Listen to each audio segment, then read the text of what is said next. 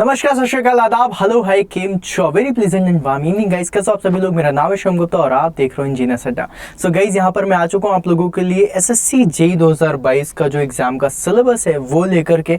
अब देखो, सिलेबस हर किसी को पता है, लेकिन अगर थोड़ा सा डिस्कशन कर लें सिलेबस के ऊपर तो काफी अच्छा होता है, क्योंकि हमें पता चलता है कि हम क्या क्या चीजें पढ़ने वाले हैं और हम कैसे पढ़ाई करेंगे। राइट, अभी जब मैं नोटिफिकेशन देख रहा था गाइस, तो नोटिफिकेशन में जो सिलेबस दिया हुआ था उसमें दो तरीके के सिलेबस दिए हुए हैं। एक दिया हुआ है प्री का, जो इतना सा है, राइट, और मेंस का दिया हुआ है जो बहुत बड़ा है। सो अगर आप लोग मुझसे पूछोगे सर हमें किसको फॉलो करना चाहिए, सो आई विल से कि भाई आपको मेंस को फॉलो करना चाहिए, क्योंकि उसमें ही आप लोगों को प्रॉपर बाइफरकेटेड वे में आपको पूरा इलैबोरेटेड सिलेबस मिलेगा, जिसमें आपको पता चलेगा क्या क्या चीजें पढ़नी है, किस तरीके से तैयारी करनी चाहिए और क्या क्या चीजें आपसे बनती हैं। राइट, तो सबसे पहले मैंने उसी पीडीएफ से ही लिया हुआ है यहाँ पर सेशन में, जिसमें आप देख सकते हैं कि भाई सबसे पहले जो थ्योरी ऑफ मशीन और मशीन डिजाइन का इन्होंने दिया हुआ है सिलेबस, यहाँ पर बहुत ही सिंपल सी चीजें हैं। बस इसमें दो तीन चीजें हैं जो याद रखिएगा, और उसके बाद आप लोगों को मैं बताता हूं गाइस। सिंपल सी चीज है जिसमें लिखा हुआ है concept of simple machine 4 bar linkage link motion. Right, 4 bar linkage से, और जो इसका आप लोगों को मिलेगा इन्वर्जन, इससे बहुत सारे क्वेश्चंस पूछे जाते हैं, जो इसमें लिखा नहीं है लेकिन आपको याद रखना है कि इन्वर्जन से क्वेश्चन आते हैं। प्लस उसके बाद जो आप लोगों को फ्लाई व्हील दिया हुआ है, राइट, फ्लाई व्हील में एंड फ्लक्चुएशन ऑफ एनर्जी जितना दिया हुआ है, ये भी काफी इंपॉर्टेंट है। फिर बेल्ट में आप लोगों से पूछा जाएगा जो वी बेल्ट, फ्लैट बेल्ट है, क्लचेस में प्लेट हो गया, कोनिकल क्लच हो गया। देखो, इन्होंने क्लचेस में प्लेट क्लच और कोनिकल क्लच दिया, लेकिन इसके अंदर भी आप लोगों को क्या क्या देखना पड़ेगा कि भाई वेट क्लच कौन सा है, ड्राई क्लच कौन सा है, मल्टीप्लेट क्लच किसे बोलते हैं, सिंगल प्लेट क्लच किसे बोलते हैं, कोनिकल क्लच कितना होता है, फ्रिक्शन किसमें ज्यादा जनरेट होता है, हर चीज आपको इसमें देखनी पड़ेगी। भले ही एक लाइन पे लिखा है लेकिन समझ के रखना। राइट, गियर्स में इन्होंने सिर्फ दे दिया टाइप ऑफ गियर्स, राइट, और फिर उसके बाद दिया है gear profile, gear ratio calculation. अब देखो, ये तो इन्होंने दे दिया, लेकिन इन्होंने बाकी सारी चीजें नहीं बताई कि भाई गियर रेशियो कैलकुलेशन और ये सारी चीजें तो ठीक है, लेकिन गियर की प्रोफाइल क्या होगी, कौन सा होगा, साइक्लॉइडल प्रोफाइल है, इनवॉल्यूट है, ये सारी चीजें भी आप लोगों को देखनी है, जो गियर प्रोफाइल के अंदर आएगा। टाइप्स ऑफ गियर्स आप लोगों को बता दिया। फिर जो बेसिक टर्मिनोलॉजी गियर के लिए यूज होती है, पिच सर्कल क्या है, अडेंडम क्या है, डिडेंडम क्या है, ये सारी चीजें भी आपको देखनी है। गवर्नर्स, जब आप पढ़ोगे फ्लाईव्हील के बारे में, अलोंग विद दैट गवर्नर्स पढ़ोगे, क्योंकि फ्लक्चुएशन के लिए इंटर साइकिल फ्लक्चुएशन और इंट्रा साइकिल फ्लक्चुएशन, ये दो चीजें हैं जो फ्लक्चुएशंस में आती है, और उसमें गवर्नर और फ्लाईव्हील के बारे में पढ़ाई करते हैं। फिर उसके बाद गाइस जॉइंट्स, उसमें रिवेटेड जॉइंट बस के बारे में दिया है, बाकी इन्होंने नहीं दिया है, लेकिन मैं आप लोगों को बता दूं कि जब भी कभी आप रिवेटेड जॉइंट्स के बारे में पढ़ोगे, अलोंग विद दैट आपको नकल जॉइंट जो है उसको भी पढ़ लेना, साथ में आप लोगों का जो क्वार्टर जॉइंट है वो भी आप लोग पढ़ लेना। साथ में कैम्स दिया हुआ है, बियरिंग्स काफी इंपॉर्टेंट है, क्वेश्चन काफी सारे फंस जाते हैं। फ्रिक्शन इन कॉलर्स एंड पाइवोट्स दिया हुआ है, जिसको आप लोगों को कंप्लीट करना है। फिर उसके बाद देखो इंजीनियरिंग मैकेनिक्स और strength of material. Basically engineering mechanics जो है वो थ्योरी ऑफ मशीन के साथ कनेक्ट किया जाता है, लेकिन उन्होंने theory of machine plus and machine design कर दिया है, और यहाँ पर इंजीनियरिंग मैकेनिक्स सॉम के साथ दिया है, सो इट इज गुड, आप कर सकते हो। राइट, यहाँ पर इक्विलिब्रियम ऑफ द फोर्सेस के बारे में बहुत सारी चीजें हैं जिसको आप लोग पढ़ के रखना। इक्विलिब्रियम ऑफ द फोर्स है, लॉ ऑफ मोशन देख लेना, फ्रिक्शन है, कॉन्सेप्ट ऑफ स्ट्रेस और स्ट्रेन। देखो सिंपल सा लिख दिया स्ट्रेस और स्ट्रेन, लेकिन स्ट्रेस स्ट्रेन पढ़ने से पहले कॉन्सेप्ट ऑफ लोड देखना पड़ेगा आप लोगों को, इलास्टिक लिमिट, इलास्टिक कांस्टेंट्स, ये सारी चीजें हैं। फिर उसके बाद देखो कॉन्सेप्ट ऑफ स्ट्रेस में आप लोगों को ट्रू स्ट्रेस और इंजीनियरिंग स्ट्रेस भी पढ़ लेना है, ट्रू स्ट्रेन और इंजीनियरिंग स्ट्रेन भी पढ़ लेना। राइट, फिर बेंडिंग मोमेंट और एसएफडी बीएमडी जिसे हम बोलते हैं, शेयर फोर्स डायग्राम और बेंडिंग मोमेंट डायग्राम, इससे क्वेश्चन भर के पूछे जाते हैं। स्ट्रेस इन कंपोजिट बार्स बस दिया हुआ है, अगर आप इसको थोड़ा सा फील करो तो स्ट्रेस इन कंपोजिट बार दिया हुआ है, बट यहाँ पर स्ट्रेस इन कंपाउंड बार्स के बारे में नहीं है। आप फील कर पा रहे होगे जो मैं कहना चाहता हूं, अगर आप लोगों ने सिलेबस में या फिर अगर आपने सॉम मुझसे पढ़ी होगी तो आपको पता होगा मैंने कंपाउंड बार्स भी कंप्लीट कराया है। फिर उसके बाद गाइस यहाँ पर दिया हुआ है torsion of the circular shaft. Right, torsion के बारे में बता दिया, बकलिंग ऑफ कॉलम बता दिया, रैनकाइन थ्योरी बता दिया, थिन वॉइड प्रेशर के बारे में बता दिया। राइट, अब इसके बाद सॉम का आगे और भी है क्या, नहीं, अब देखो सॉम नहीं दिया हुआ है गाइस। ये जो आप लोगों ने देखा ये तो दिया है, लेकिन इसके अलावा कई कुछ चीजें हैं जो अभी मैं आपको बताना चाहता हूं, मे भी शायद आप इसको समझ भी पाओगे, जो इसमें से बहुत ही इंपॉर्टेंट चीजें हैं जो इसमें से मिसिंग है। कोई मुझे बता सकता है चलो आप लोग कमेंट बॉक्स में बताना कि सॉम में क्या क्या मिसिंग है, अगर मैं कोई पॉइंट छोड़ दूं तो। यहाँ पर 2-3 चीजें हैं जो मिसिंग है, जिससे क्वेश्चंस पूछे जाते हैं और यहाँ पर लिखे नहीं है। पहली चीज जो आपको समझ आएगी वो है बेंडिंग स्ट्रेसेस इन बीम्स, राइट। जैसे टॉर्शन ऑफ शाफ्ट पढ़ते हो उसी तरीके से बेंडिंग इन बीम्स होती है, जिसमें आप लोग फॉर्मूला पढ़ते हो sigma upon Y equals to M upon I equals to E by R, right. उसके बारे में यहाँ पर कहीं पर भी नहीं लिखा है। स्ट्रेस इन कंपोजिट बार्स तो दे दिया, लेकिन उन्होंने बेंडिंग इन बीम्स नहीं बताया, राइट। दूसरी चीज अगर आप इसको देख पाओ तो यहाँ पर इन्होंने डिफ्लेक्शन ऑफ बीम को भी नहीं बताया है। डिफ्लेक्शन भी इंपॉर्टेंट है, कुछ चीजें उसमें पूछी जाती हैं। स्लोप कहाँ पर ज्यादा होता है, जीरो स्लोप कहाँ पर होता है, मैक्सिमम डिफ्लेक्शन कहाँ पे ज्यादा होता है, मिनिमम डिफ्लेक्शन कहाँ होता है, ये सारे क्वेश्चंस पूछे जाते हैं सॉम में। दिया नहीं है, देख लो, जो मैं तुम लोगों को सिलेबस के बारे में बता रहा हूं। तो ये सारी चीजें, इसका प्रिंट आउट आप निकाल लेना, पीडीएफ आपके पास है, उसका प्रिंट आउट निकाल के ये सारी चीजें मेंशन कर लेना, क्योंकि पूछी जाएंगी, राइट। इसके बाद गाइस इसमें एक चीज और नहीं दी है जिसके बारे में क्वेश्चन आता है, और वो क्या है, प्रेशर वेसल्स। प्रेशर वेसल जानते हो ना।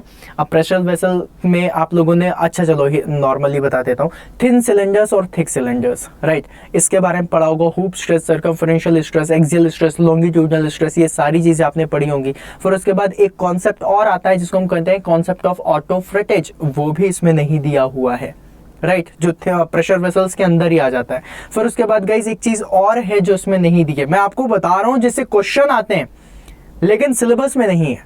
एक चीज और है, दैट इज मोहर सर्कल। इसके बारे में भी यहाँ पर कुछ भी नहीं लिखा हुआ है। तो गाइज हमें वो सारी चीजें भी इसके अंदर रह करके पढ़ाई करनी है, ठीक है। चलो आगे बढ़ते हैं। आगे है प्रॉपर्टीज ऑफ प्योर सब्सटेंस। देखो guys, properties of pure substance इन्होंने सबसे पहले दे दिया है, लेकिन उसके पहले मैं आपको बताऊंगा प्रॉपर्टीज ऑफ प्योर सब्सटेंस को पहले किनारे रख देंगे, राइट। इसके बारे में हम अभी डिस्कस नहीं करेंगे। हम सबसे पहले डिस्कस करेंगे थर्मोडायनेमिक्स में जो आप लोगों का पॉइंट है, फर्स्ट लॉ ऑफ थर्मोडायनेमिक्स से स्टार्ट करा है। लेकिन मैं आप लोगों को बताऊंगा कि फर्स्ट लॉ ऑफ थर्मोडायनेमिक्स पढ़ने से पहले आप लोगों को ज़ीरोथ लॉ जरूर पढ़ना है, क्योंकि उसी से ही थर्मोडायनेमिक्स की शुरुआत होगी। हर चीज मैंने सब कुछ पढ़ाया हुआ है, मेरे सेशंस में सब कुछ आपको मिल जाएगा। लेकिन फर्स्ट लॉ ऑफ थर्मोडायनेमिक्स में जो उन्होंने दिया definition of the stored energy और इंटरनल एनर्जी, ये तो हम लोगों ने कॉन्सेप्ट करा है। First law of thermodynamics of the cyclic process, then non flow energy equation, then flow energy and definition of the enthalpy, अब conditions for the steady state flow. Okay, steady state का flow energy equation. अब देखो, steady state flow energy equation, जैसे कि आप लोग steady flow energy equation बोलते हो ना, ये वही है steady flow energy equation, that is SFEE। इसकी इक्वेशन तो आपको पता चल जाएगी, लेकिन इससे क्वेश्चन आने की संभावना थोड़ा कम होती है, क्योंकि कैलकुलेशन बहुत ज्यादा हो जाती है। तो यहाँ पर क्वेश्चन किसके बन जाते हैं, नोजल के बन जाते हैं, डिफ्यूजर के बन जाते हैं, टरबाइन के बन जाते हैं, कंप्रेसर के बन जाते हैं, जिसमें आपको सिर्फ चेंज इन एंथैल्पी के बारे में देखना होता है, राइट। तो ये वाली चीजें आपको इसमें मिलेंगी फर्स्ट लॉ ऑफ थर्मोडायनेमिक्स में। फर्स्ट लॉ ऑफ थर्मोडायनेमिक्स में इन्होंने, मतलब इसके पहले जो बहुत सारी प्रोसेस होती है, जैसे चेंज प्रोसेस हो गया, क्या बोलते हैं, adiabatic process, isothermal process, isochoric, isometric, isopiestic, isobaric, right, polytropic process, कोई प्रोसेस के बारे में यहाँ पर नहीं दिया हुआ, लेकिन आप लोगों को यहाँ पर करना है, पढ़ाई करनी है उनके बारे में, राइट। आगे बढ़ेंगे guys, second law of thermodynamics में डेफिनेशन ऑफ द सिंक दे दिया है, लो सोर्स रिजर्वायर बता दिया है। फिर उसके बाद heat engine, then heat pump, then refrigerator. अब देखो ये जो उन्होंने लिख दिया है, ये सारी चीजें सिंपल है भाई। हीट इंजन के बारे में आपको पढ़ना है, केल्विन प्लांक में पढ़ोगे। हीट पंप और रेफ्रिजरेटर पढ़ना है, वो आप पढ़ोगे क्लॉसेस स्टेटमेंट में। Thermal efficiency of the heat engine, coefficient of performance of the refrigerator, आप किसमें पढ़ते हो, आप लोगों का प्रॉपर्ली जो आपका केल्विन प्लांक स्टेटमेंट और क्लॉसेस होता है, ये सारी चीजें लिखी, ठीक है। इसके बाद इन्होंने लिख दिया kelvin Planck and clauses statement. भैया जब आप ये पढ़ोगे तभी तो आप लोगों का हीट पंप और रेफ्रिजरेटर समझ में आएगा, राइट। फिर उसके बाद गाइस आगे बढ़ेंगे, इन्होंने लिखा thermodynamic scale of the temperature, Clausius integral, entropy, entropy change calculation for the ideal gas process and Carnot cycle, efficiency दे दिया, PMM2 दे दिया। अब यहां पर PMM2 डेफिनेशन इम्पॉसिबिलिटी बता दिया, PMM1 उसके बारे में कौन पढ़ेगा, हमें ही पढ़ना है, लेकिन सिलेबस में नहीं दिया, देख रहे हो, ठीक है। अब देखो, सेकंड लॉ ऑफ थर्मोडायनेमिक्स पढ़ने के बाद मैं आप लोगों को वापस लेकर के चलूंगा यहाँ पर, that is properties of pure substance. अब प्रॉपर्टीज ऑफ प्योर सब्सटेंस पढ़ने की जरूरत पड़ेगी, क्यों? क्योंकि जब आप RAC वगैरह पढ़ोगे, राइट, तब आपको प्रॉपर्टीज ऑफ प्योर सब्सटेंस की बहुत ज्यादा जरूरत पड़ेगी। आप लोगों को मैंने सिखाया होगा, अगर आप लोगों ने मेरे बैचेस लिए होंगे तो आपको पता होगा कि ये जो आप लोगों का सैचुरेशन कर्व बनता है, इसमें आप लोग PV इक्वल्स टू nRT नहीं लगा सकते, PV इक्वल्स टू mRT भी नहीं लगा सकते, राइट। एक मोल होता है डायरेक्ट मास होता है ऑब्वियसली, तो वो फॉर्मूला आप लोगों को इसमें नहीं लगेगा। कहां पता चलता है आपको? प्रोबेबिलिटीज ऑफ प्योर सब्सटेंस, जिसमें पीवी और पीटी डायग्राम दिया हुआ है, टीएस डायग्राम भी आप इसमें पढ़ते हो। आप इसमें लिखा हुआ है like H2O, probabilities of pure substance में सिर्फ H2O के बारे में पढ़ना है। फिर लिखा है introduction of the steam table with respect to steam generation process. अब देखो गाइस, स्टीम टेबल का इंट्रोडक्शन मैं दे दूंगा, लेकिन अभी तक एससीजीए में स्टीम टेबल से रिलेटेड क्वेश्चन नहीं आया है, राइट? तो उसको भी आप लोगों को दिमाग में रखना है कि भाई जो मेंस होगा, मेंस में तो पूछा जाएगा क्योंकि स्टीम टेबल वहां अलाउड हो सकती है, लेकिन प्री में नहीं होती है। अच्छा, मैं आपको जितना भी डिस्कशन बता रहा हूं, ये सिर्फ मेंस का नहीं है, मैं आपको टोटल एसएससी जेईई की सिलेक्शन प्रोसेस का बता रहा हूं। अगर तुम लोग ये सोच रहे हो कि सर ये तो मेंस का सिलेबस है, प्री में तो मतलब जो सारी चीजें आती हैं, मेंस में तो सिर्फ इतना आएगा। मेरे भाई ऐसा नहीं है।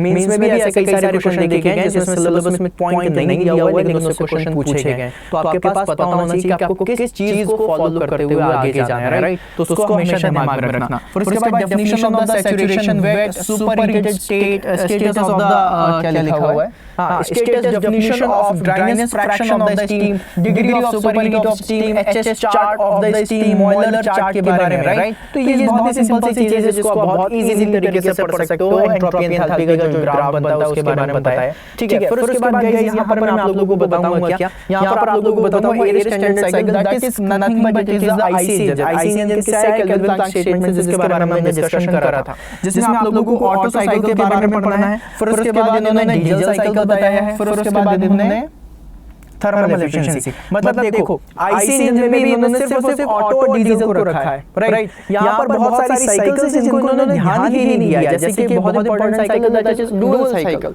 डुअल साइकिल का यहाँ पर कोई जिक्र नहीं है, लेकिन भर के क्वेश्चन डुअल साइकिल से पूछे जाते हैं। बताओ, नाइंसाफी, राइट? अच्छा, कोई बोलेगा सर ये अपडेटेड नहीं है, भाई अभी के पीडीएफ से लिया गया है, ठीक है? तो यहाँ पर देख लीजिएगा डुअल साइकिल को भी हम लोगों को बहुत अच्छे से पढ़ना है। फिर उसके बाद कुछ थोड़ा बहुत इंट्रोडक्शन में आप लोगों को लेनोर साइकिल के बारे में पढ़ना है, एरिक्सन साइकिल के बारे में पढ़ना है, स्टर्लिंग साइकिल के बारे में पढ़ना है, ये सब इसी के कंडीशन में आएगा, राइट? फिर उसके बाद गाइस आगे बढ़ेंगे।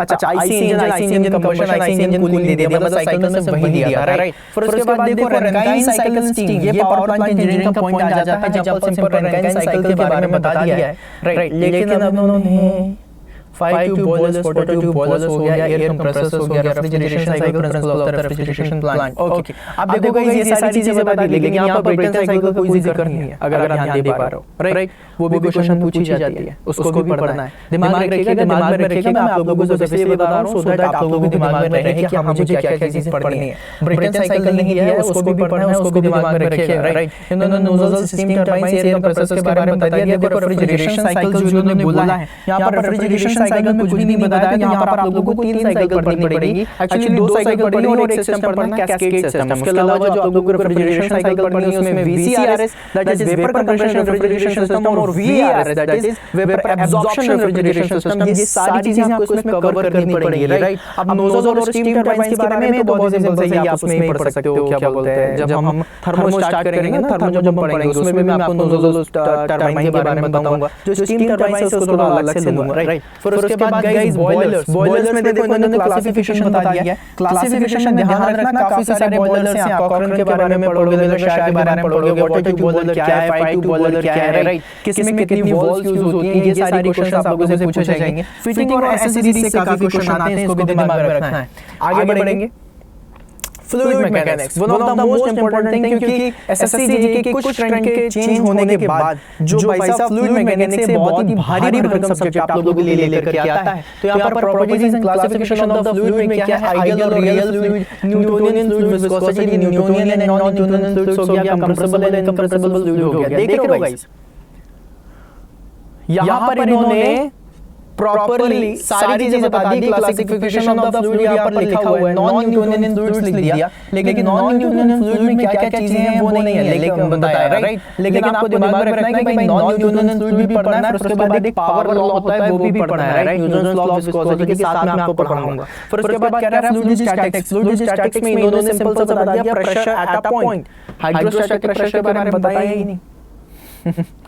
वो भी पढ़ना है, right. Centre of pressure, centre of gravity, उसके बारे में यहाँ पर नहीं बताया, जिसको आप लोगों को यहाँ पर मतलब बहुत अच्छे से यहाँ पर पढ़ के रखना है। अच्छा, यहाँ पर अगर चलो आपको और भी कुछ चीजें बताऊंगा जो यहाँ पर नहीं दी हुई है, लेकिन आपको पढ़ना है। फ्लूइड स्टैटिक्स हो गया, the measurement of the fluid pressure. Fluid pressure पढ़ने के लिए आप लोगों को मैनोमीटर पढ़ना है, यूट्यूब मैनोमीटर, इंक्लाइन ट्यूब पढ़ना है। साथ में आप लोगों को कुछ चीजें अभी और नहीं दी है, जैसे पिटॉट ट्यूब के बारे में, सॉरी पिटॉट ट्यूब बोल रहा हूँ, पीज़ोमीटर के बारे में आप लोगों को नहीं इसमें दिया हुआ है। इन्वर्टेड तो दे दिया, चलो इंक्लाइन इन्वर्टेड भी नहीं दिया है, डिफरेंशियल भी नहीं दिया है, राइट। तो इसके बारे में भी देख लेना। अलोंग विद दैट अगर आप देखो तो फ्लूइड काइनेमेटिक्स, जिसमें स्ट्रीम लाइन क्या है, सिर्फ स्ट्रीम लाइन लिखा है और कुछ नहीं लिखा है। इसमें स्ट्रीक लाइन भी होती है, पाथ लाइन भी होती है, कुछ नहीं लिखा हुआ है, वो सब भी पढ़ना है हमें। लैमिनार एंड टर्बुलेंट फ्लो पढ़ना है, एक्सटर्नल एंड इंटरनल फ्लो पढ़ना है, कंटीन्यूटी इक्वेशन पढ़ना है। कंटीन्यूटी इक्वेशन के बाद ही आप बर्नौलीज में आओगे, राइट।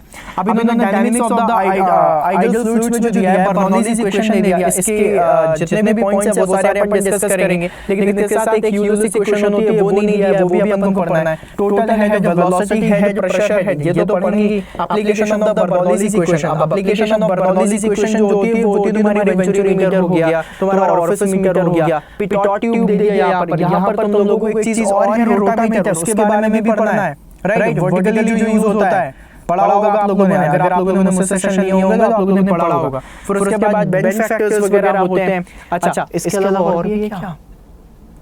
फ्लूइड में हाइड्रोलिक टरबाइन दे दिया है, ओके, सेंट्रीफ्यूगल पंप दे दिया है। हाइड्रोलिक टरबाइन, सेंट्रीफ्यूगल पंप पढ़ेंगे, लेकिन गाइस यहाँ पर कुछ चीजें हैं जो नहीं दी हुई हैं, जिसको मैं तुम लोगों को थोड़ा सा मतलब इलैबोरेट और कर देता हूं, सो दैट तुम उसको समझ पाओगे।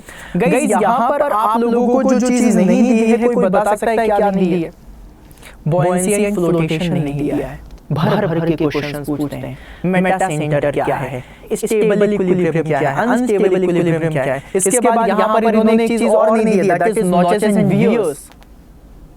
सिपॉलिटिव वियर क्या होती है, ट्रेपेजोइडल वियर क्या होती है, नॉच क्या होता है, वियर क्या होती है, नॉचेस एंड वियर्स के बारे में नहीं दिया, बाउंड्री लेयर थ्योरी के बारे में नहीं दिया, राइट। ये सारी चीजें आप लोगों को यहाँ पर इंक्लूड करनी है गाइस, और वो सारी चीजें मैं आप लोगों को पढ़ाने वाला हूं। फिर उसके बाद गाइस आगे बढ़ेंगे, आगे आ गया classification of the steels. Actually classification of steel इन्होंने लिख दिया है, लेकिन यहाँ पर इसका नाम प्रोडक्शन इंजीनियरिंग होना चाहिए। प्रोडक्शन इंजीनियरिंग में गाइस इन्होंने जो सारी चीजें दी है, जैसे mild steel, alloy steel, heat treatment of the steel दे दिया, ये तो मटेरियल साइंस का पार्ट हो गया, लेकिन सिर्फ मटेरियल साइंस में इतना ही नहीं है। इसके अलावा गाइस आप लोगों के पास मटेरियल साइंस में बहुत सारी चीजें हैं पढ़ने के लिए। मतलब प्रोसेसेस हो गई, कार्बन परसेंटेज को चेंज करके आपको क्या मिलेगा, है ना, एलोट्रॉप्स वगैरह क्या है। फिर उसके बाद जो आप लोगों ने पढ़ा होगा बीसीसी स्ट्रक्चर क्या है, एफसीसी स्ट्रक्चर क्या है, एचसीपी स्ट्रक्चर क्या है, उसका कोऑर्डिनेशन नंबर क्या है, राइट। ये सारी चीजें आप लोगों से पूछी जाएंगी। नंबर ऑफ यूनिट सेल्स के बारे में पूछा जाएगा। वेल्डिंग में arc welding, gas welding, resistance welding, special welding technique दे दिया, राइट। फिर ब्रेजिंग और सोल्डरिंग बता दिया, ओके, डिफेक्ट्स इन वेल्डिंग बता दिया, ठीक है। एनडीटी नॉन डिस्ट्रक्टिव टेस्टिंग भी दे दिया, फाउंड्री एंड कास्टिंग में मेथड बता दिया, डिफेक्ट बोल दिए। देखो मतलब यहाँ पर जो मतलब आप लोगों को जितना भी यहाँ पर सिलेबस दिया गया है, मेंस का इलैबोरेटेड सिलेबस है, इसको भी और भी ज्यादा इलैबोरेट करके मैं पढ़ाऊंगा आपको। सिर्फ इतने में जो खत्म करा है, अगर आप लोगों में से बहुत सारे लोगों ने जो मुझसे सेशंस लिए होंगे, आपको पता होगा कि मैं किस लेवल पे जाकर के पढ़ा रहा हूँ। आप लोगों को समझ आएगा कि हम लोगों ने कितना ज्यादा पढ़ा है इसके बारे में, राइट। फिर उसके बाद गाइस ये जितनी भी चीजें आप लोग देख रहे हो, ब्रेजिंग हो गया, सोल्डरिंग हो गया, राइट, ये सब कुछ पढ़ा है हमने और सब कुछ पढ़ाऊंगा भी मैं। फोर्जिंग, सिर्फ फोर्जिंग यहाँ पे लिखा है, फोर्जिंग होती क्या है, टाइप्स ऑफ फोर्जिंग, फिर उसके बाद ड्रॉप फोर्जिंग क्या है, प्रेस फोर्जिंग क्या है, फ्लैशलेस फोर्जिंग क्या है, सारी चीजें। फोर्जिंग के डिफेक्ट क्या क्या आ सकते हैं, extrusion, hot extrusion, cold extrusion. Extrusion के अंदर ही आप लोगों को एक चीज मिलेगी जिसे हम लोग क्या बोलते हैं, that is your direct extrusion, forward extrusion. इसी में से एक क्वेश्चन आप लोगों का बन जाता है, दैट इज टूथपेस्ट ट्यूब, या फिर जो आप लोग सौंदर्य प्रसाधन के लिए क्रीम लगाते हो, वो कौन सी प्रोसेस से बनाया जाता है। इसमें होता है बैकवर्ड इंपैक्ट एक्सट्रूजन का प्रोसेस लेते हो। फिर उसके बाद इन्होंने मेटल कटिंग के प्रिंसिपल बता दिए, कटिंग टूल्स बता दिया, basic principle of the machining बता दिया, that is lathe, milling, drilling, right, shaping, grinding, machines, tools बता दिया, मैन्युफैक्चरिंग प्रोसेसेस बता दिया। ओके गाइज, अगर आप लोग यहाँ पर देखें तो शायद एक चीज है जो बहुत ज्यादा इंपॉर्टेंट है और यहाँ से गायब है, राइट। कोई बता सकता है? चलो मैं बता देता हूँ। इसमें इन्होंने मेटल रोलिंग के बारे में बात नहीं करा है। सिलेबस में देख लो है, आगे मैं देख लेता हूँ और भी है क्या, नहीं आगे सिलेबस नहीं है। तो अगर देखा जाए तो मेटल रोलिंग के बारे में नहीं है, वायर ड्राइंग के बारे में नहीं है, ड्राइंग के बारे में नहीं है, डीप ड्राइंग के बारे में नहीं है, शीट मेटल ऑपरेशंस के बारे में यहाँ पर कुछ नहीं लिखा हुआ है। लेकिन अगर आप क्वेश्चंस देखोगे, प्रीवियस ईयर के पेपर्स वगैरह देखोगे, उसमें बहुत भर भर के दिया गया है। तो गाइज हम लोगों को जो तैयारी करनी है वो सिर्फ इस सिलेबस को देख करके नहीं है, सिलेबस में जितनी चीजें हैं वर्ड टू वर्ड मैं कंप्लीट कराऊंगा, वर्ड टू वर्ड, राइट। लेकिन आप लोगों को बता दूं कि यहाँ पर बहुत सारी चीजें हैं जो नहीं है जिससे क्वेश्चंस आते हैं। अब इसी का ही एक थोड़ा सा एग्जांपल आप लोगों को दे देता हूँ। जैसे कि मैंने अभी आप लोगों से बात करी सॉम के लिए, मैंने आपको बताया क्या क्या चीजें नहीं है, फ्लूइड में मैंने बताया क्या क्या चीजें नहीं दी हुई है। अब उन चीजों की आपको तैयारी करनी है तो कैसे करोगे? कई बार जब हम बैचेस बनाते हैं हम लोग कोशिश करते हैं कि हमारे पास टाइम पूरा रहे और हम उसमें वो सारी चीज़ें दे पाएँ जो आप लोगों को एग्ज़ाम में पूछी आती हैं। लेकिन ये जो सिलेबस में जितना दिया हुआ है वो सारी चीज़ें तो आपको मिलेंगी। बट व्हाट आई फील, जो मैंने बोला लेकिन, वो वर्ड इसलिए था क्योंकि जब भी कभी मैं तैयारी करवाऊँगा आप सभी लोगों को तो मैं सिर्फ इस सिलेबस को फॉलो नहीं करता। मैं लास्ट 20 ईयर्स के पेपर्स निकालता हूँ, उसमें देखता हूँ क्या क्या टॉपिक पढ़ा दिए गए, अच्छा मतलब क्या क्या टॉपिक से क्वेश्चन आए, उन क्वेश्चंस को ज़रूर देखता हूँ, उनके टॉपिक को नोट करता हूँ और उन टॉपिक्स को भी पढ़ाता हूँ कि अगर इतने दिनों में इतने टॉपिक इन्होंने कवर कर दिए हैं और उसके बाद अगर आगे देखा जाए तो हो सकता है इन टॉपिक से भी क्वेश्चन आ जाएँ जो सिलेबस में मैंशन नहीं और मैं उनको भी पढ़ा सकूँ, राइट। तैयारी हो तो ऐसी कि सिलेक्शन हो सके, ये नहीं हो कि हमने सिलेबस पूरा कर लिया और आउट ऑफ सिलेबस क्वेश्चन आ गया तो क्या करोगे? एब्सोल्युटली आपके दिमाग में आ रहा होगा आउट ऑफ सिलेबस कुछ भी आ सकता है। तो भाई कुछ भी आ सकता है, उसकी तो तैयारी नहीं की जा सकती कि अब हमें वो चीज़ ही नहीं पता जो क्या आ सकता है, लेकिन एटलीस्ट हम वो तो तैयार कर सकते हैं ना जो उन्होंने सिलेबस में नहीं दिया लेकिन लास्ट 20 ईयर्स में पूछा है, वो तो इम्पोर्टेंट है। बस इसी तैयारी के लिए गाइस आप लोगों के लिए यहाँ पर बहुत सारी चीज़ें जो मैंने प्लान करी हैं, जो पूरी टीम ने प्लान करी हैं, वो है यहाँ पर। सबसे पहले तो आप लोगों को बता दूं कि जो आपका एसएससी जेईई का बैच है वो यहाँ पर आ चुका है, राइट। जो बैच आप लोगों का 18 अगस्त से शुरू होने वाला है, जिसमें मैं बहुत सारे सब्जेक्ट्स ले रहा हूँ। इवन कुछ सब्जेक्ट्स ऐसे हैं जहाँ पर आप लोगों को लगता है, जहाँ पर मुझे ऐसा फील होता था कि यार मुझे थोड़ा इसमें और अच्छा मतलब एक्सप्लेन करना है और ज़्यादा डेप्थ में जाना है, उसके लिए भी मैंने कुछ बैच बनाए जो मैं आपको बताऊंगा। तो गाइस एसएससी जेईई का आप लोगों के पास बैच है, एसएससी जेईई का प्राइम टेस्ट बुक है, एसएससी जेईई की ई बुक है, digital library, right, mechanical engineering exams की डिजिटल लाइब्रेरी है। ये सारी चीज़ें आप लोगों को मिलती हैं, राइट। यहाँ पर आप कोड जो यूज़ कर सकते हो किसी भी लाइव बैच के लिए, वीडियो कोर्स के लिए, जो मेरा कोड है दैट इज़ Y166 और जब भी Y166। और जब भी कभी आप लोग जाओगे मैकेनिकल इंजीनियरिंग की या तो टेस्ट सीरीज ले रहे हो या फिर आप डिजिटल लाइब्रेरी से कोई भी बुक वगैरह या फिर पूरी की पूरी डिजिटल लाइब्रेरी ले रहे हो, बहुत ही सिंपल आती है, 200-300 रुपए में, इतनी महंगी नहीं है। यहाँ पर आप कूपन कोड यूज कर सकते हो Y166S। क्या यूज कर सकते हो? Y166S, राइट, Y166S कर सकते हो, ठीक है। तो यहाँ से आप लोगों को क्या मिल जाएगा? यहाँ से आप लोगों को इस टेक्स्ट बुक और इसमें मैक्सिमम डिस्काउंट के लिए मिल जाएगा जिसमें Y166S है। और जब भी कभी आपको कोई भी वीडियो कोर्स लेना है उसके लिए Y166, सिर्फ Y166 लगाना है और इससे आप लोगों को मैक्सिमम डिस्काउंट मिलेगा 77% का। अलॉन्ग विद दैट गाइज आप लोगों को बता दूं कि अगर आप लोग यहाँ पर ऐप के थ्रू अड्डा 24/7 का जो ऐप है, अगर आप इसके थ्रू जाते हैं और यहाँ पर आप एप्लीकेशन जो है आप लोगों का, इसके थ्रू अगर आप किसी भी बैच में इनरोल करते हैं तो 1% आपका और डिस्काउंट मिल जाता है, जस्ट बिकॉज वहाँ पर आप लोगों को कुछ कॉइन्स मिलते हैं जिसका आप फ़ायदा उठा सकते हैं, राइट। तो गाइज इसके अलावा एक चीज़ और है जो मैं आप लोगों को बताना चाहता हूँ and that is strength of material and fluid mechanics का स्पेशल बैच। देखो अगर आप कभी महापैक लेते हो तो महापैक में आपको सब कुछ मिलेगा, लेकिन पॉइंट ये वाला है कि कई बार हमें लगता है कि सर बाकी सब्जेक्ट्स तो आपसे पढ़ लिए हैं लेकिन SOM FM भी पढ़ना है, या फिर कुछ ऐसे स्टूडेंट्स होते हैं जिनका SOM FM थोड़ा सा कमज़ोर होता है क्योंकि यार ये बेस है, राइट। अप्रॉक्सीमेटली 30 to 32 मार्क्स आप लोगों के सिर्फ SOM और FM से आते हैं। अब SOM FM में अगर 30 से 32 मार्क अगर आप लोगों को पूरे के पूरे पक्के करने हैं, मतलब एक भी क्वेश्चन अगर SOM FM का आ गया तो वो मुझसे बनना चाहिए। अगर आपके दिमाग में कुछ ऐसा थॉट है तो ये बैच मैं स्पेशली आप सभी लोगों के लिए लेकर के आ रहा हूँ, इकलौता बैच जो सिर्फ और सिर्फ सब्जेक्ट वाइज चलेगा, जहाँ पर strength of material of fluid mechanics मैं आप सभी लोगों को पढ़ाने वाला हूँ। कोड आप सभी लोगों के लिए सेम है, दैट इज Y166 जो आप लोगों को मिल जाएगा। एंड गाइज यहाँ पर मैंने जितना इसका सिलेबस फॉलो करा है वो है इंजीनियरिंग सर्विसेज का सिलेबस। सिलेबस। इंजीनियरिंग सर्विसेज के सिलेबस में क्या है कि भाई अगर मान लो आप इंजीनियरिंग सर्विसेज का भी एग्जाम देते हो, या फिर मान लो आप एई में किसी का भी यूपी आरएनएल एई का दे रहे हो, एमपी सब इंजीनियर का दे रहे हो, एसएससी जेई का दे रहे हो, आरआरबी जेई का दे रहे हो, कोई भी एग्जाम दे रहे हो, आपसे सॉम और एफएम के क्वेश्चंस में ऐसा नहीं होना चाहिए कि सर ये मुझसे नहीं बनते। इसके लिए ये वाला बैच होगा। अगर कोई इंटरेस्टेड है डेडिकेटेड बैच के लिए, वो भी है।